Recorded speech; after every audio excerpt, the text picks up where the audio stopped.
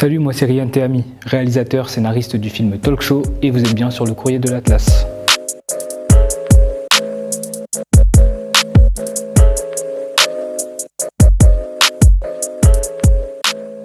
Talk Show, c'est ma toute première réalisation. C'est la première fois où j'ai réalisé un truc en équipe et de cette ampleur-là. C'est un film de 20 minutes qui raconte l'histoire de Nassim, un présentateur télé des années 70 qui présente son émission Talk Show devant des millions de téléspectateurs.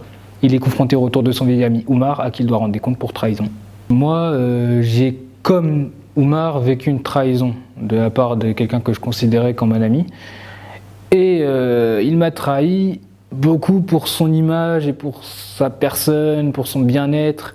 Ça a ruminé dans ma tête et ce que je dis toujours, c'est que l'art, ça permet de guérir ses blessures. Et donc j'en ai fait l'histoire qu'est Talk Show. Au début, j'avais écrit une première version du scénario de Talk Show et je l'ai envoyé à plein de producteurs. Et personne ne me prenait au sérieux évidemment parce que j'avais aucune expérience et que j'y connaissais rien et que le scénario était même pas bien écrit en soi. Et à un moment, c'est tombé dans les mails d'une association sur Angers qui s'appelle Cours et 49 Productions. Et dès qu'ils ont vu le scénario, ils se sont dit voilà, on va l'aider, on va le coproduire et on va propulser Talk Show.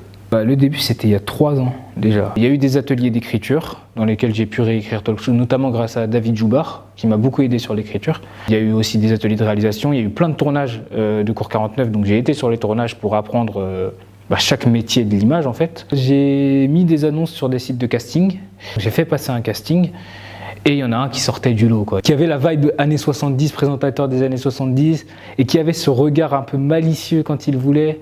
Et je me suis dit, vas-y, c'est lui. Et donc c'est Nadir El Arabi qui interprète Nassim. Déjà, le cinéma de base que j'aime, c'est le cinéma blockbuster des années 80-70. Ça, j'adore, je suis un grand fan.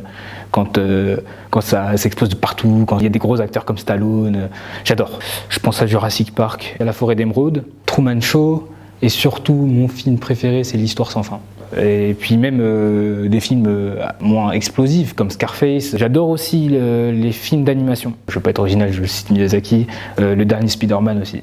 Et rien à voir, il y a aussi les films égyptiens, du Moyen-Orient, algériens, Youssef Chahine, Mohamed Lakhdar Amina. C'est des films qui m'inspirent énormément pour leur militantisme.